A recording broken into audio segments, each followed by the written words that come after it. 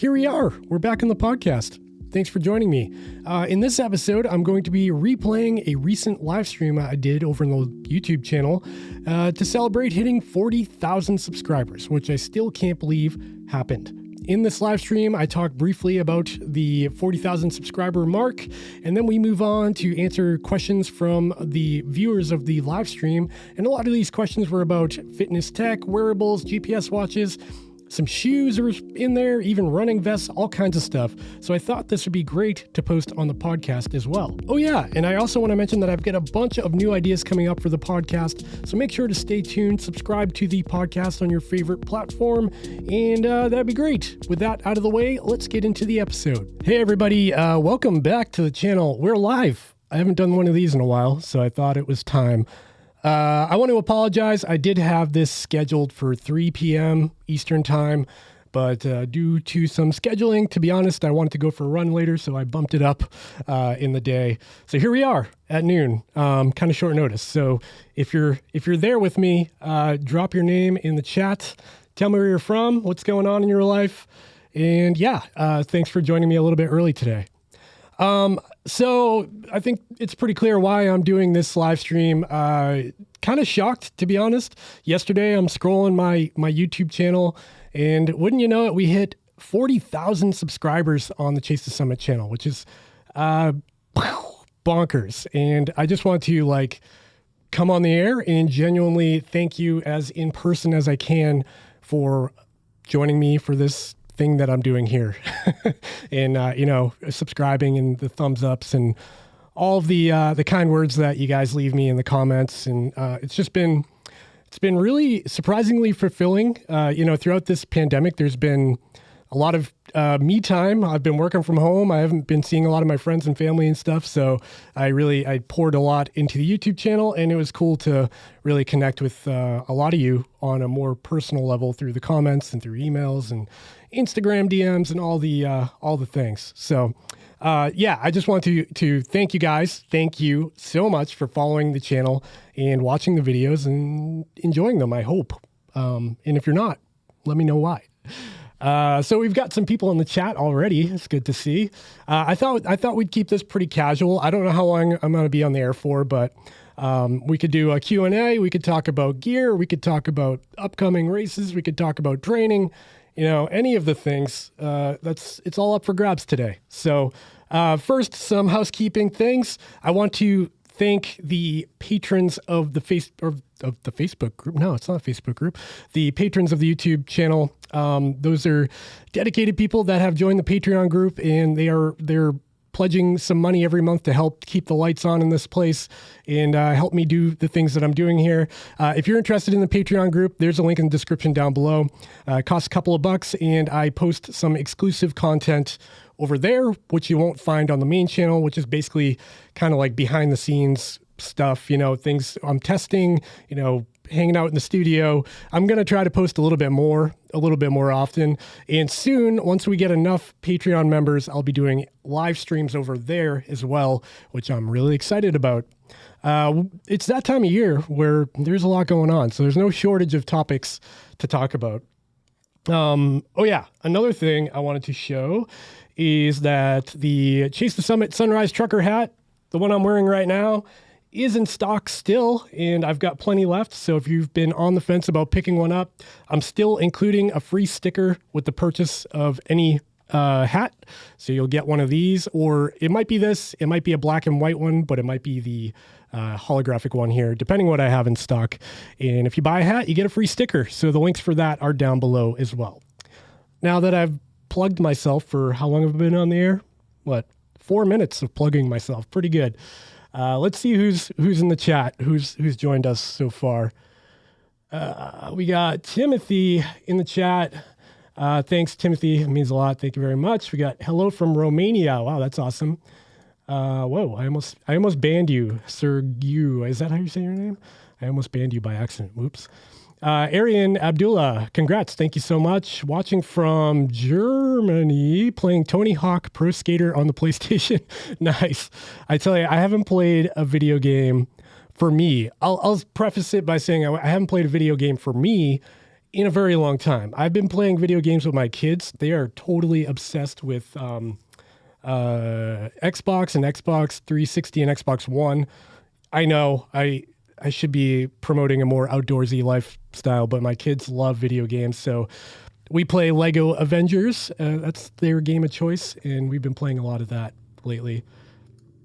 Kendra, hey there, watching from North Shore, Mass, doing some strength training with my Polar Watch, thanks in part to your videos. Awesome. I'm glad you're enjoying your Polar Watch. Congratulations on 40K. Well deserved. Keep going. Thanks, Tobias. That means a lot. Thank you. Josie, congrats. Thanks. Appreciate it. You've been around for a while. I appreciate it. There's certain names in here that I'm like, oh, you've been around for a while. So thanks for watching. Sergey, hello from Spain. Anyone knows something about the upcoming Forerunner 255? This is a question I've been seeing a lot in comments. Excuse me. And I'm going to be honest, and I don't know anything about the 255. All I can say is that it's probably about time for a Forerunner 255. Like the 245 is getting a little bit long in the tooth at this point. So it would make sense for them to update that. But I don't have any insider knowledge. If I did, I wouldn't be able to share it with you, obviously. But take that for what it's worth. I don't know anything. And if I did know something, I'd probably skip by that comment and pretend it wasn't there. See Chad Run. Wow, congrats on 40K. Thanks, man. Appreciate it. Fit Gear Hunter. By the way, check out Chad's channel. He has another running channel, and check out Fit Gear Hunter's channel. He does a lot of like high intensity training, looking at the watches from that perspective, not so much like running, but more in the gym kind of situation. So if you're interested in that, check out his channel. I only want the hat if it comes with an autograph. I'll sign the sticker for you. Paul Cadigan. Hi. Hello to you, my friend. Carlos Agrigo. I'm probably butchering all these names, so I apologize in advance if I am. Hey from New Mexico. Congrats, man. Great work. Thank you. Samuel Len. Congrats on 40K from Burma. Oh, cool. Paul, I'm playing Roblox on my phone. Cool. A lot of people playing video games in here today. I think you may have stumbled across the wrong YouTube channel. I'm mainly a running kind of guy, but video games are cool too. We could talk about that if you guys want to. We've got Gus07. Hello from Brazil. Congrats. Thank you. Cody Jackson. Thank you. Miss M. Barrows Sukofol. I'm just going to butcher all these names today. Hello from your home state of MA. We got back a week ago from the Appalachian Trail through hike. Tried running today, still hurting bad. Any tips in transitioning back into trail running after a long hike? Wow. First of all, congratulations on the AT through hike. Did you do the whole trail or just like a section of it? Because if you did the whole thing, congratulations. That's a doozy. I've never done that. So I guess the only advice I can give you is from the perspective of somebody who's done a 100-mile ultra marathon, and after that I was fully trashed. So in order to get back into running, first of all, I'm not a coach, I'm not a medical professional, but my approach was always like go by feel, which is probably a easy way out, but I like to, trash. If I ever trash my body like that, like an ultra marathon, the next day I might go out for like a walk or maybe a jog, depending how I'm feeling, and then just, feel it out. If I can do a mile at a 14-minute pace or something, I'll take that as a win. And then, I'll give it some time off, maybe do some walking or cycling, get on the indoor bike or something. Just, take it easy because you're in a very precarious state where you could go into an injury really easily. So try to keep the wheels on, but also try to maintain some level of being active. That's the way I approach it, at least. Because if you just kind of sit on the couch and wait for everything to heal up, you can heal kind of funny. I've found like your tendons start to hurt and stuff. It's good to stay limber and continue to move. And you know what I'm saying. I hope that makes sense. But yeah, congrats on that through hike. That is amazing. John Adema, congrats. I followed you when I was looking for the Phoenix 6. Greetings from Holland. Whoa, cool. Holland. Thanks for watching. We've got Ultra in the house. Is this really the company Ultra? Because that'd be pretty cool. but the name is Ultra Running Power, so it may not be Ultra. Hello, my friend. Thanks for watching. Ashish Masa, did I get that right? How suitable in terms of accuracy is the Garmin 55 in terms of accuracy for trail running? For GPS accuracy, it's about as accurate as you're going to get from most Garmin's, which is like pretty good. For the most part, all of the Garmin's, from the cheapest to the most expensive, right now are still using the same Sony GPS chipset, which kind of yields similar results on all of the watches, but not identical because they all have a different antenna design.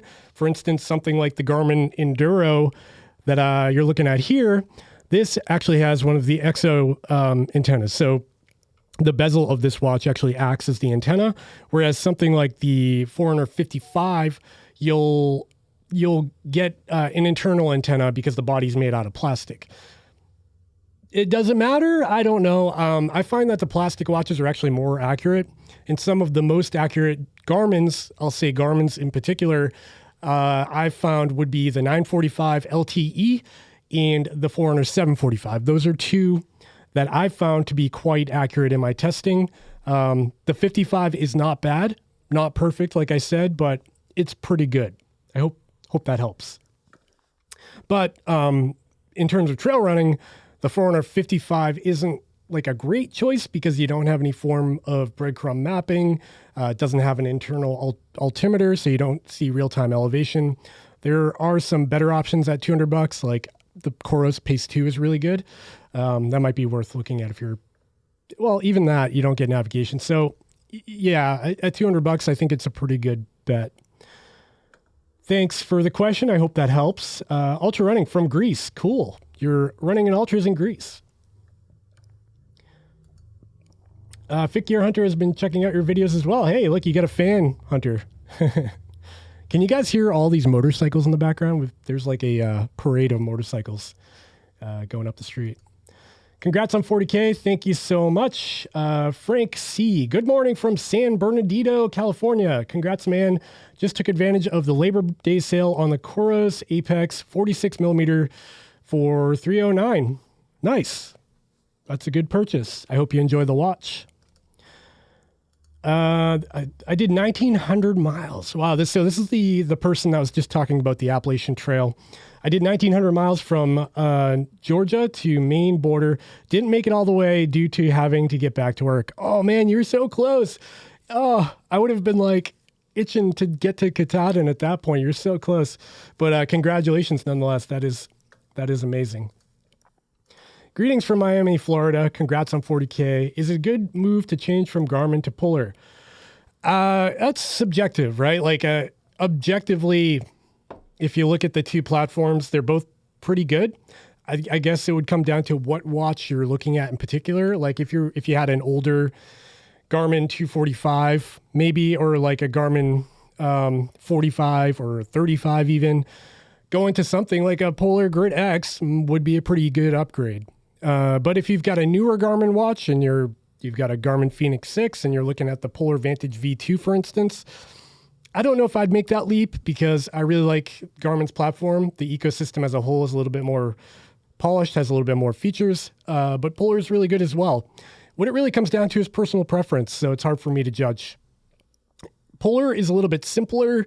They focus a little bit more on wellness data, so you get a lot more sleep analytics and information about your recovery and stuff, where Garmin gives you that stuff, but not really in like a consumable way. They give you a lot of numbers, but like, what do you do with the numbers? That's the big question. So I really like how Polar, they'll spell it out for you. Like, hey, you didn't sleep that great. Maybe don't do this. Don't kill yourself today. They're both great. I would say I don't know, so I'm waffling here. I guess decide what Garmin isn't doing for you and then try to understand if Polar will solve that problem for you. And if it's just an impulse thing where you're getting bored of Garmin, maybe it'd be worth trying something new. I hope that helps. We got Fit Gear Hunter with a question. Looking back on the channel's development, where do you see it going from here? What new areas of focus and what have you found that you've loved most about the channel? That's a great question, Hunter. I really appreciate the question, first of all. And it's something I actually have been thinking about a lot lately because while I do love the reviews, I also want to add more personal flavor to the channel, if that makes sense. I want to share more of my life, what's going on with me and my training and maybe my family and how I'm balancing everything. But I'm hesitant to do that because I don't want to tank the channel. I don't want people to sign up for all these watch reviews and fitness tech and wearable stuff and then end up being like, why is he talking about, why is he doing a vlog about going to work today? That's not what you signed up for. So I've actually been considering starting another channel that may be more personal, maybe more behind the scenes kind of thing. And then keeping Chase the Summit as more of this versus that, comparisons and tutorials and all that sort of thing. So I've been torn. The idea of starting a new channel is so overwhelming because you've started a channel. It's a ton of work. Doing this is so much work. Planning and testing and filmmaking, it's a lot. And I commend anybody who starts a channel. So getting it to grow organically is really hard. And that's what I'd want to do. I wouldn't blab about it on Chase the Summit so much. I'd probably just try to let it grow by itself, but that's just a daunting task. But I do have the desire to share more. It's a conundrum. Moving forward, I'm going to be continuing to do what I do here, the GPS watches, ultra running, trail running. I might be trying some new stuff. We'll see how it goes. I'll definitely, I do occasionally share some personal vlogs or going hiking or trail running, and those will still be here on the channel. But I'm excited because I want to do more. And I've got a whiteboard on my wall in my office at home that has all these ideas, and I just got to find a way to get it together. I've also been considering a new podcast that's only going to be a podcast and not so much related to Chase the Summit. And that's going to be revolving around active lifestyle parenting, I think. And that's something I've been putting a lot of thought into, but it's not off the ground yet. But it's just a little sneak peek. So stay tuned. Thanks for the question. And good job on your channel. It's growing. It's good to see, man. Great tips. Thank you. You're welcome. Got Samuel Len. I'm about to get my first Garmin, but I can't decide between the 945 and the Venue 2. Which one would you recommend? That's kind of easy. The Venue 2 is a better daily driver. So you going to work, you can see your text messages on that OLED screen. Everything's really vibrant. It's a little bit more stylish in my opinion because it's a little bit more understated and it looks a little bit more modern. If I didn't go trail running or hiking or adventuring, any of that stuff, the Venue 2 would serve almost all of my needs. The problem I find with it is two issues. Battery life, which is less of an issue now with the Venue 2 because they've got, I think it's 22 hours with the bigger one in GPS mode and 7 or 8 days in standby time, if my memory serves me right. But the 945 just blows that out of the water. You get 35 hours in GPS mode, and you can get a couple of weeks out of it in standby mode.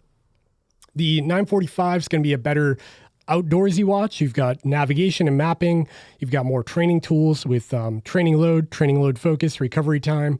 So if you're more of a serious athlete, somebody who could benefit from those additional training tools, and even not so serious, I'm not a front of the pack kind of guy, and I benefit from the training load information.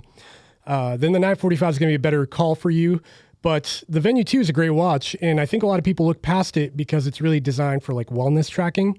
But if you're someone who just runs because you enjoy it, you don't get too into the weeds with all the data that it gives you, and you just want a watch that'll record stuff to get on Strava, the Venue 2 will do that. And it's a great daily driver watch on top of that. So the choice is yours. I probably didn't answer your question, but it's really up to you. It's a very subjective thing. Which one's better? Hope that helps. Thanks for the question. See Chad Run from Colorado. We've got Javier Fernandez. Greetings from Colombia. Awesome. Now my Garmin Fenix 6 Sapphire is saying state of training is not productive. Suggest to do some anaerobic low intensity activities. Anaerobic low intensity. I think you've got that backwards because anaerobic would be high intensity, right? Which ones do you recommend? So if you're not productive because you don't have enough high intensity or anaerobic state stuff in your training load focus widget, I would suggest doing, depends on your fitness level, but hill repeats are a great way to get that up. Just find a nice steep hill, go up it, come back down and do that over and over again. Another great way is getting on a stair climber machine. Those things can really jack your heart rate up. And that's great because it's also low intensity on your joints. So if you're somebody with bad knees or something like that, those are doing the stair stepper is a great way to get the numbers up. Hope that helps. Kendra, any big trips or races planned this fall?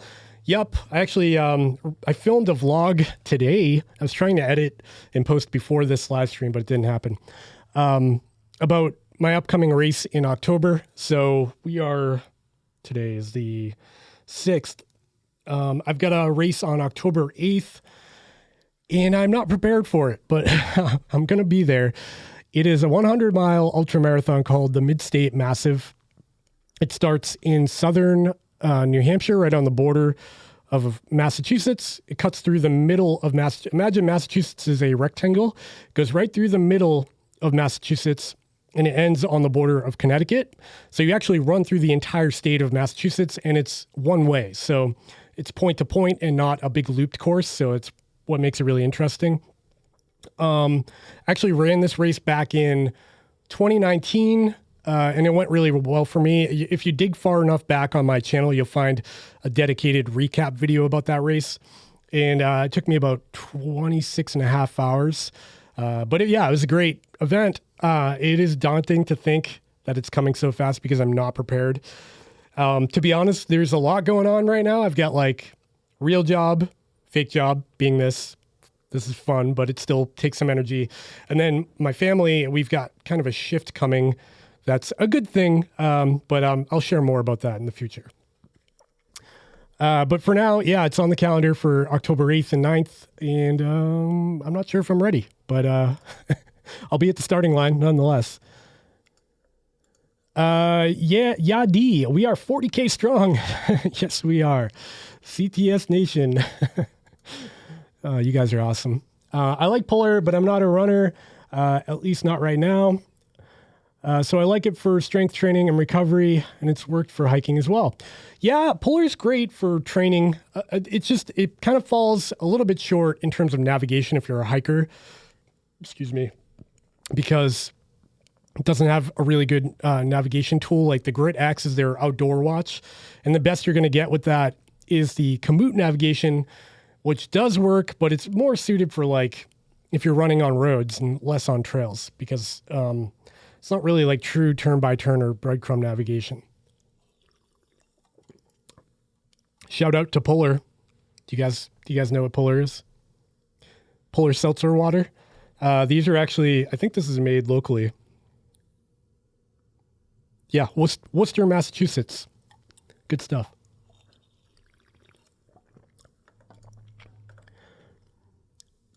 D. When do you think the 400, 255, and 955 will come out? Since the regular 55 is already out, I was wondering whether or not to buy the 245 or just wait a bit with my broken 455.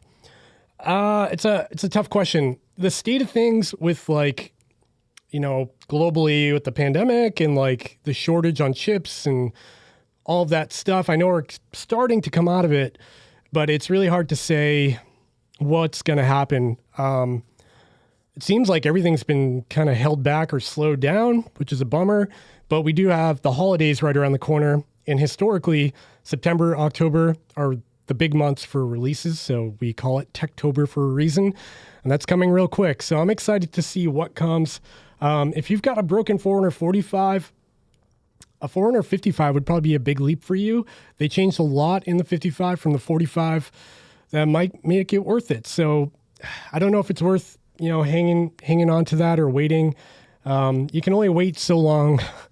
That's the thing. Like if you've got something broken, it's not serving its purpose, and you've got a race on the calendar maybe, and you're training, and you'd benefit from having something now, I'd say just go buy it now, because the incremental updates may be cool and it may look good on paper, but is it really going to benefit you as a runner or a cyclist or whatever you're doing? Kind of a toss up. But yeah, right now is a dangerous time because I know as much as you do right now. Something could be around the corner. And if you buy something now and then like a month down the road, the new thing comes out, it's like, oh, I got to wait. I should have waited. But at a certain point, you got to stop waiting and commit. I know that didn't help, but I tried. Ultra Running Power says, a question for my friend. What is the best ultra street shoe in your opinion? Thank you. You seem like an ultra fan. So far in my testing, what I've tried, I really like the Torin 5, but I'm also not a very fast runner, and that is a very cushioned shoe. So if you're a faster runner, the cushioning in that could be kind of a bummer because of the amount of power you lose through all of that squishiness. I haven't tried a lot. I've tried the Torin 5. I'm talking like modern ultras. So I've got the Escalante, the Torin 5. I run in the Lone Peak and the Superior, and I like all of them, but I like the Escalante and the Torin 5. I'll say that. Those are my two favorites, but I haven't tried all of them, so it's the best I could tell you. Oh, so you have the Ignite too. Cool. I hope you enjoy it. Any advice for aspiring YouTubers to gain more subscribers? If you can name one thing that made your channel kick off. Yeah. So the number one thing that's hard to swallow for a lot of people is that when you're starting out, no one cares about your life. It's terrible to say, but when I started YouTube, I wanted to be like, this is me, Dave, and I'm sharing my life, and I'm going for a run today, and then I'm going to get a coffee maybe. But honestly, when you've got no subscribers, no one's looking for that. No one cares. So the key to getting your channel to grow is making relatable, searchable content that educates, inspires, or entertains. So if you're teaching something through a review or tutorial on how to lace up your shoe or set up a watch or whatever, or you're inspiring somebody by maybe some motivational speaking, or maybe a struggle in your life and how to get over it. And then entertaining, I think for me is like a vlog about running in the mountains, and here's some cool scenery, something that a lot of people who maybe live in a city might have not seen before, or maybe a special landmark in place you live.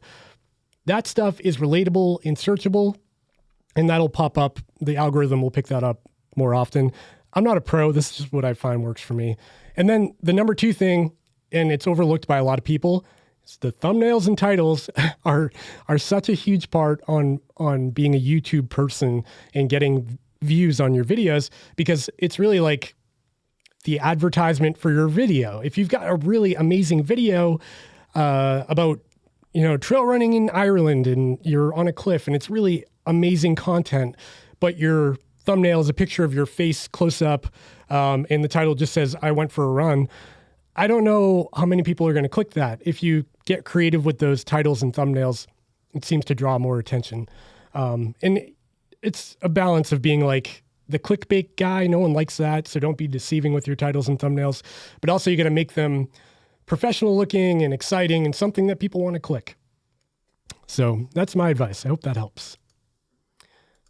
And again, I don't have a million subscribers. I'm still a pretty small channel here.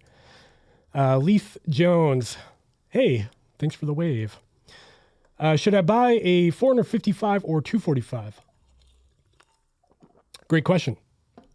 I think I have a video about that I posted a few weeks ago. And if I do, I would suggest going to watch that.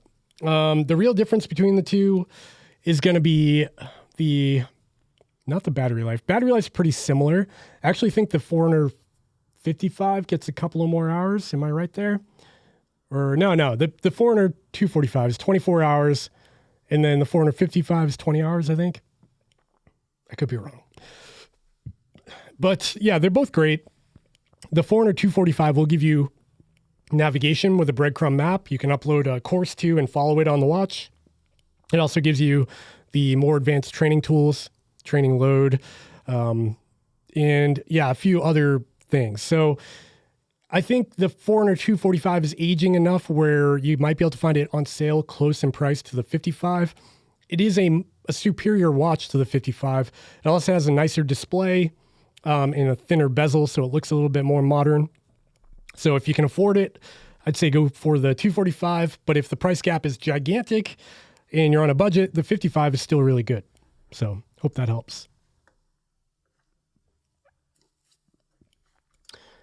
Cody Jackson, do you use trekking poles for longer runs? I've got a 50 miler with 14,500 feet of vert. That's a lot of vert for 50.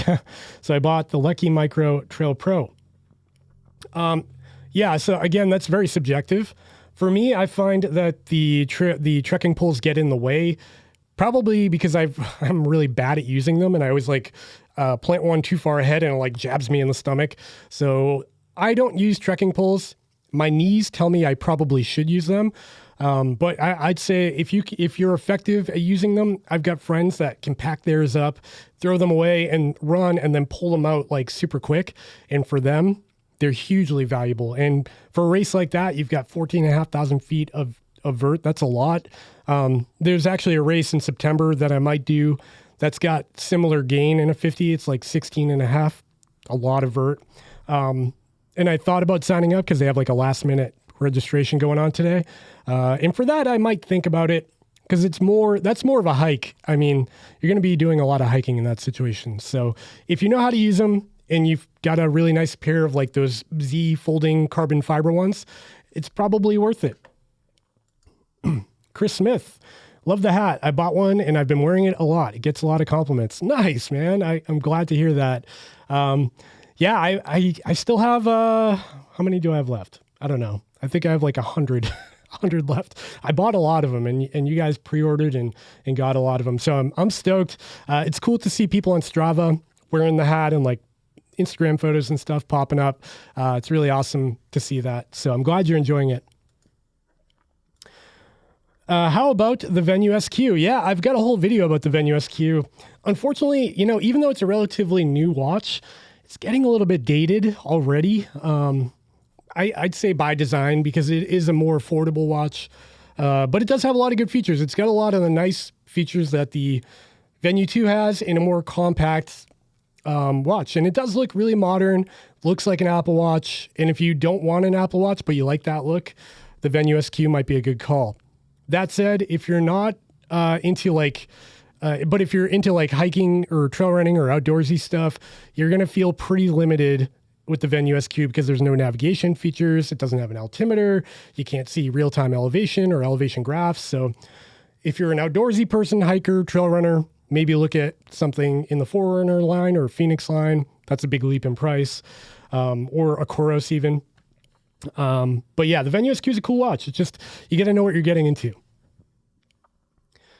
My wife. Hey, Dad. Hey, I'm wondering who said this. It's probably my son Cash. So, hey, Cash, thanks for watching, buddy. Kendra Oken is nice. I've hiked parts of the Midstate. Oh, cool. Yeah, the Midstate Trail. It's going to be a fun race. It's 100 miles. Woof. But it's a lot. And I actually saw a picture of part of the Midstate Trail in the southern section that is fully flooded out right now with 3 feet of water. So I'm not sure what they're planning on doing for the course. I'm hoping they find a way to go around that and we don't have to wade through waist steep water in October. But I guess that would be a character building experience if we had to. Samuel Len, thanks a lot. I've been binge watching your videos almost daily. Love your videos. Thanks, Samuel. I appreciate that. Ultra Dad, what's up, Dave? Happy Labor Day. Congrats on 40K. No surprise here. Your channel continues to grow. Quality of your video is, you got this. Oh, that must be an emoji. Yeah, the emojis don't come through on my live streaming. Thanks, Dan. Go check out Dan's channel too. He posts a lot of ultra running videos and GPS watches videos and stuff like that. Go give him a subscribe. Help his channel out. Kendra Okanez, what is your day job? So my actual official title is Principal Mechanical Designer, and I work at a warehouse automation company where we automate the process of putting cases of stuff, imagine like a warehouse full of stuff for your big box store. We put that into shelves with robots on wheels that drive like 25 miles per hour. So it's really exciting. We do a lot of, there's like robotic arms and lifts and mechanisms and all kinds of crazy things and motors, and it's crazy. So we started as a startup, but I'm like a little over 10 years into the company now. So that's what I do. It's exciting work, but it is a desk job, which is kind of a bummer. Seth's New England Trails. Well done on 40K. Thanks, man.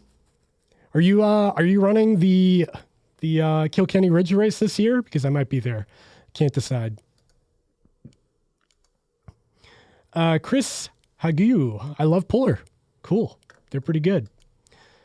A question, my friend. What is the best ultra street shoe? Oh, wait. Did you ask this question already? I feel like you did. Yes, you did. I think I answered your question already. I can't really comment on the a better option with better energy return because, like I said, I haven't tested out all of the ultras. Although I do have one right now, a trail shoe that's pretty cool. It's the 10th anniversary Ultra Lone Peak, which is pretty cool. I might show that off in the channel, or you might just see me wearing it eventually. Chris Hagu, when will the 955 come out? This is probably the third most asked question on my channel. The first most asked is going to be the Phoenix 7. When's that coming? Second most asked is the 255 and now the 955. I don't know. I hope we see it before November. That's what I hope. But there's no guarantee there because I don't know anything. I'm just some goofball on YouTube. Corey Sorensen, do you have a preferred distance you run? Would love to hear more about your training and balance with work, life, and the channel. Keep it up. Cool. Yeah. Thanks for saying that because I've been wanting to pepper in like more vlog content, like just casual going for a run. Here's what I'm doing this day. And I'm always nervous to put that stuff on the channel because I don't want to like tank it and make people think it's all about me, and less about the gear because it's primarily a gear focused channel. But yeah, I'll be posting more about that stuff. As for a preferred distance, it comes down to time constraints almost exclusively. Like typically I'll finish my day job and I'll have like a hour and a half span between my day job and then having to like help with dinner and cook and take care of the kids and stuff where I can shoehorn in a run. So in an hour and a half, I can only get so much distance in. A lot of times I'll end up being on the road, but a lot of times I'll go on my local trails, which don't have a ton of vert, but at least it's like varied terrain. But on a given day, I try to get in, I like to say 4 to 5 miles, but I don't always get those in. And in the vlog I have coming up on the channel is going to be about the struggle I've been having about training for this ultra I've got coming up because I've been so busy with all the facets of life lately, including YouTube and, even doing this right now. I could be out running, but I really wanted to do this. So here I am. And it is Labor Day, so I got the day off. So I figured it'd be a good day for it. But yeah, it's tough. I mean, being a dad, having a real job and being responsible for a lot of things, it's tough. And I know I'm not the only one in this situation, but it is cool. And the reason I want to share more about that aspect of life is because I know a lot of people can relate to it. I'm not the only dad who runs ultras. I mean, there's a guy here, his channel's name is Ultra Dad. Obviously he's in the same boat. So it is good to share those kinds of stories and how to overcome obstacles and just moral support and inspiration. So you'll see more on the channel about all that. Thanks, Corey. Miguel, Congrats, Dave. It's been amazing to see you get to 40K, but I'm not surprised because of the quality of your content. Thank you, Miguel. And again, Miguel, he bought a hat. He's a longtime subscriber, and I appreciate all the support. It means a lot. Jeff Longnecker, congrats on 40K. Keep up the good work. Another guy who bought a hat. I remember your name, and you won the earbuds I gave away a few months ago. So congrats to you. Thanks for watching. Nick Howard, well done. Once more, another milestone. What features would you like to see on fitness tech in the near future? Nick from Cornwall, UK. Thanks for the question, Nick. So there's a few things I want to see moving forward. Let's talk about one device in particular, the Garmin Fenix 7, because that's on a lot of people's minds right now. I want to see that have the dual frequency GPS that we just saw in the Coros Vertex 2. I want to see it have a way more accurate heart rate sensor with some new technology like wrist-based ECG. I know they can do it.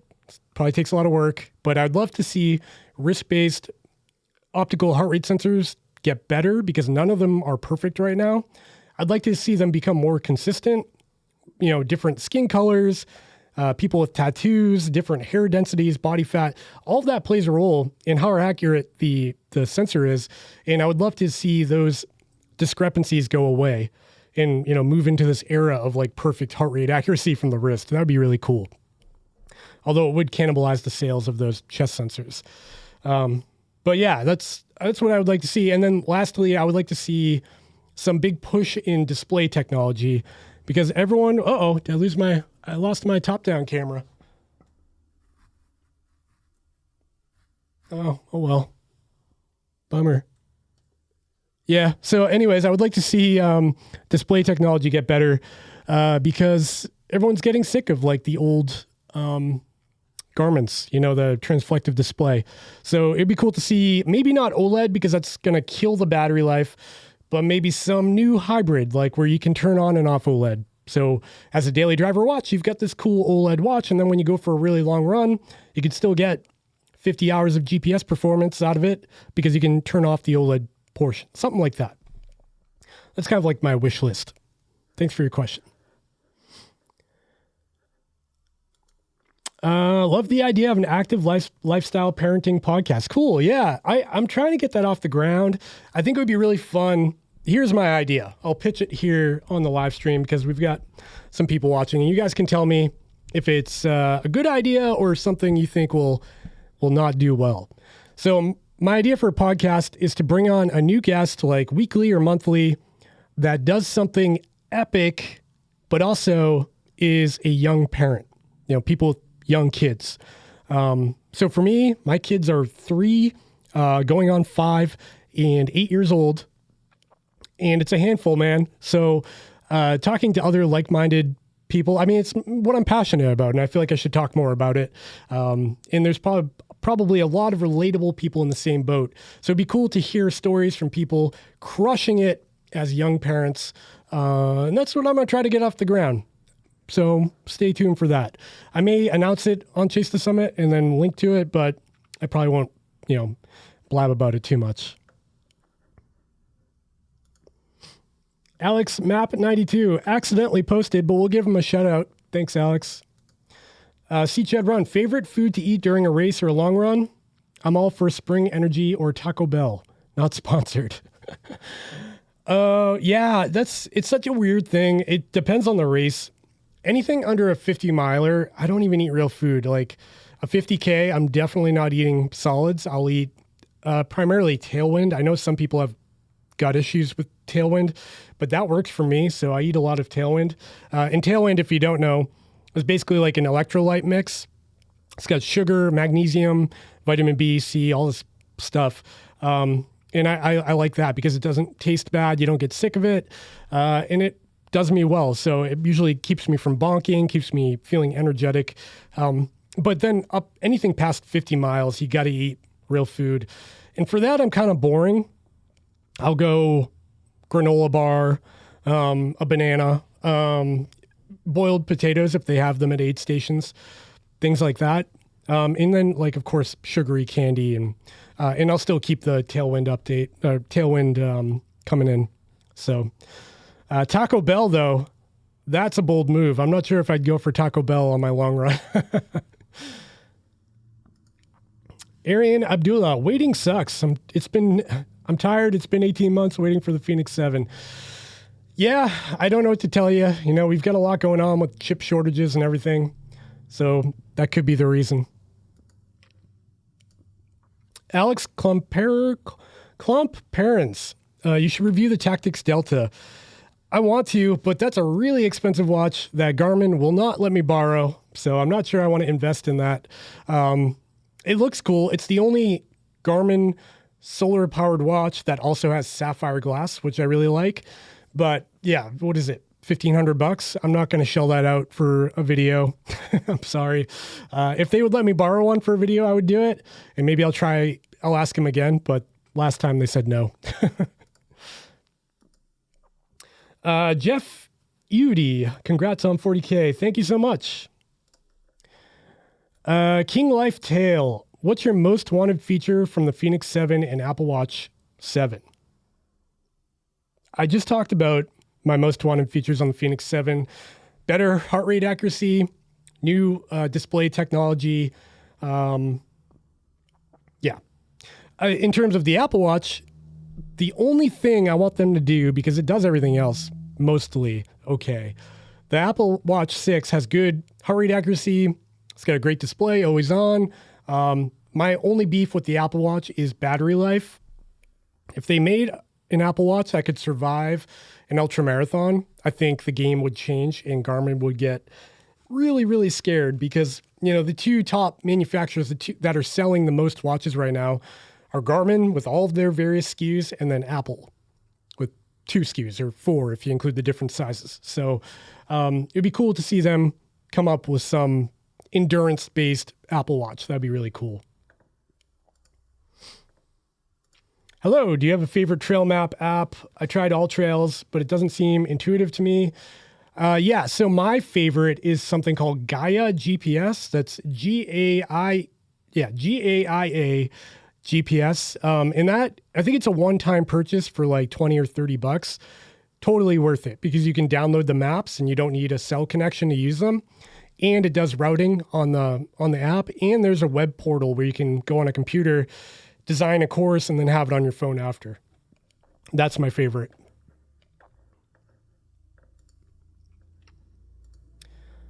Nick Howard, thumbnails and titles. Oh man, I'm so far behind on this. I should probably scroll down. Let's scroll down. I'm sorry for everybody oh man, I got to give a shout out to this guy though. Mr. Black Cat. Hey Dave, it's Richie. This is my friend's kid. Thanks for watching, Richie. Frank C, have you ever run a Spartan trail race? I have not. They look cool. Haven't tried one though. Backcountry Renegade. Do you, congrats on 40K. Thank you. Do you know when Chorus Update is coming to get the topo maps on the Apex Pro? What they told me was by the end of the year for the Vertex 1 and Apex Pro. I don't have specific dates. I know they're working on it. So stay tuned. Frank C, vlogs would be great. Thanks. I am way far behind. I'm gonna catch up. Sorry for everybody. I'm skipping by here. Let's see. Here's a good one. Do you go on the trails with your family and do they like it? I wish we did it more. I'll be totally frank. We've got a big family. And when you've got kids aging from 3 who can't gain very much distance to an 8-year-old who can gain a lot of distance, the divide gets pretty big. So when we do it, my wife and I will usually be together because it's hard to wrangle them all. And we'll probably have our dog with us too. It probably should happen more often. Occasionally we do it locally, but I'd like to do more of it. So thanks for the reminder. I'll try to put something on the calendar. Do you make your own training programs or do you find a program? I make my own. I probably should find or use something that makes them for me. There are some great tools out there. Stride has a really good tool for improving your running training. They use the Stride Pod. It costs $300. barrier to entry, but they have a really great training platform for it. And even like Garmin has the Garmin Coach where you can use their training plans for up to half marathon. And they actually look pretty good. I haven't tried them personally, but I've looked at them and they seem like they would get somebody like kind of like that couch to 5K, but all the way up to half marathon. So look into that. Josie, very, very entertaining variety on your channel. Thank you so much. Dick Danforth, have you taken your Camelback Zephyr out for more long runs? And what do you think? Do the flasks fall out? My wife, Patty, loves her new hat. Awesome. Thanks for the hat purchase. The Zephyr is it's a great vest, but the only issue I have with it is the lower strap, the sternum strap, is not stretchy enough. It's a little bit static. So I feel like it's going to lose its stretchiness over time. And it's a little bit tight. So when you take a deep breath, it doesn't like move with you, which I don't love. I love the flasks though. They are my favorite, by far, my favorite flask on any vest I've ever tried, mainly because they have an on and off switch. I love that because I have 2 extra flasks. I've got 4 of them total. So if I'm going to do a really long run in the mountains, I can take 2 up front and then 2 in the back and just throw them back there with the valve turned off and know that they're not going to leak all over me. Because before I would use my Solomon flasks and I'd do the same thing. I'd throw them in the back, but eventually the ones in the back, the bite valve would get pushed and it would squirt all over my back and I'd think it was sweat, but it was actually water and that was terrible. So yeah, I love the flasks. I love the fact that you can turn them on and off and they're very easy to clean. The Zephyr vest itself though, I wish it was a little bit more stretchy. It wasn't so tight, but it is a good vest. If I had to choose though, I would pick the Solomon Advanced Skin series, like the 5, 12, and 8, but I would buy the Camelback bottles. And that's what I've been using for the most part lately because I really like the bottles.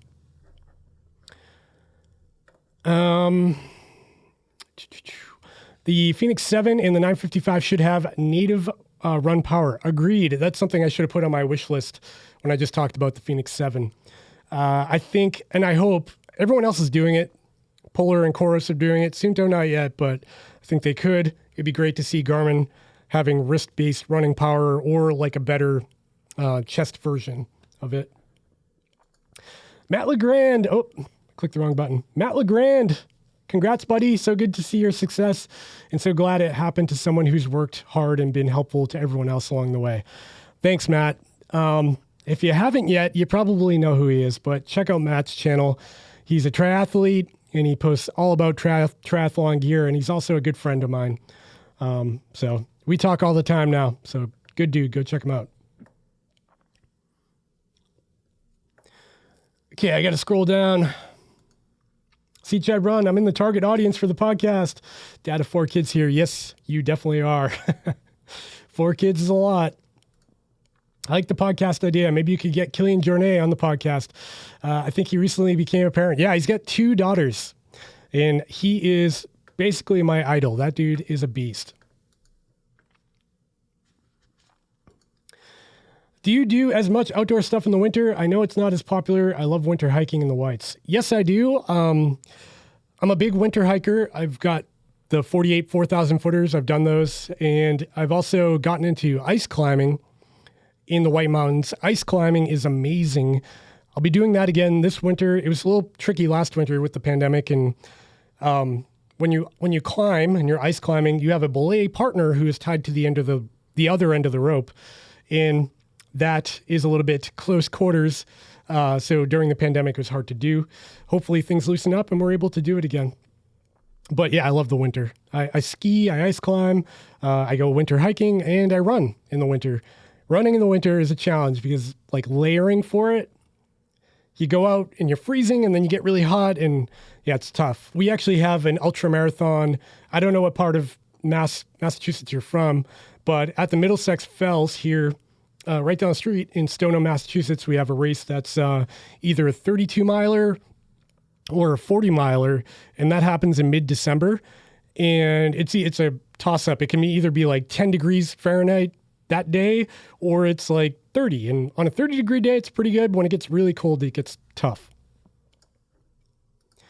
Tofik59, thanks for your videos. Greetings from Russia. Thanks for watching.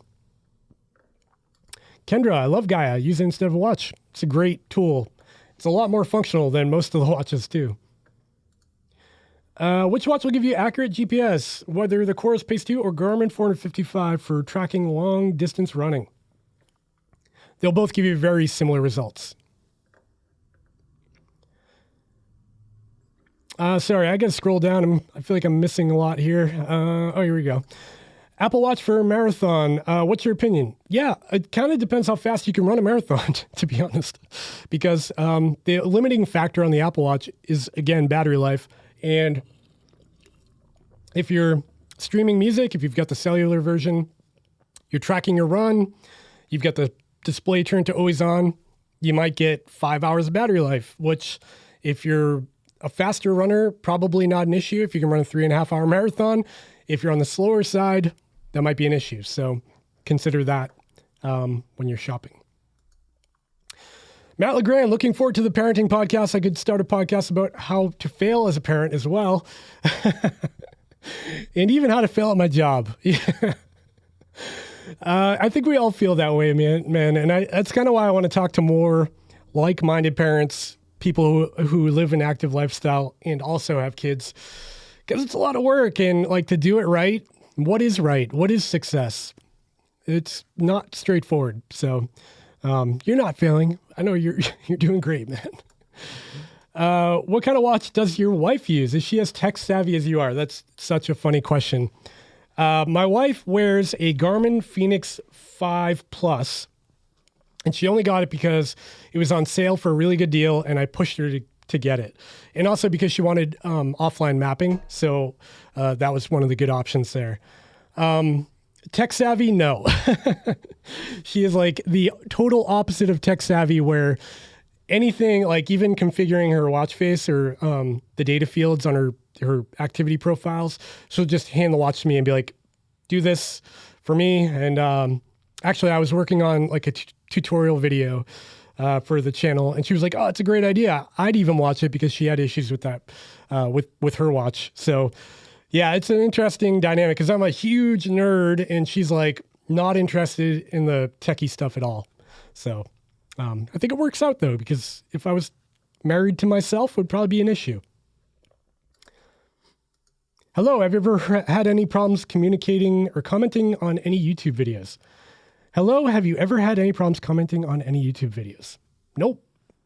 Does that answer your question? Ripton Savin, Chase Summit, great channel. Love the honest reviews, never a dull moment. Thanks, man. Appreciate that a lot.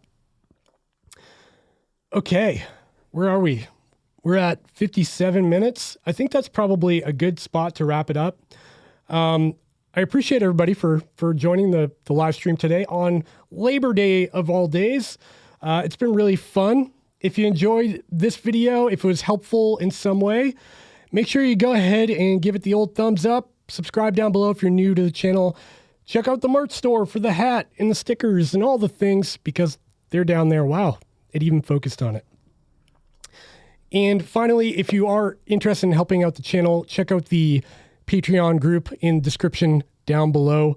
The Patreon group is full of like-minded people that help support the channel financially, and I post content over there that's just like me hanging out in the studio or going for a run or something, kind of behind the scenes stuff I post over on Patreon. So if you're interested in seeing that silly stuff, check out the link down there. Oh, and if you're watching, join the Discord group in the description down below. That's actually like a real-time chat room where you can talk with, it's kind of like this YouTube chat, but never ends. It's like, just continues on forever. So check out the Discord group down below. I think that's all the plugs I'm supposed to do in this video. And yeah, hope you enjoyed the live stream. I'll take one more sip of this Polar and then be on my way. Bye. Oh, one more thing. Check out the podcast too, because I'll be adding more stuff there. Okay. Bye, everybody. Thanks for watching.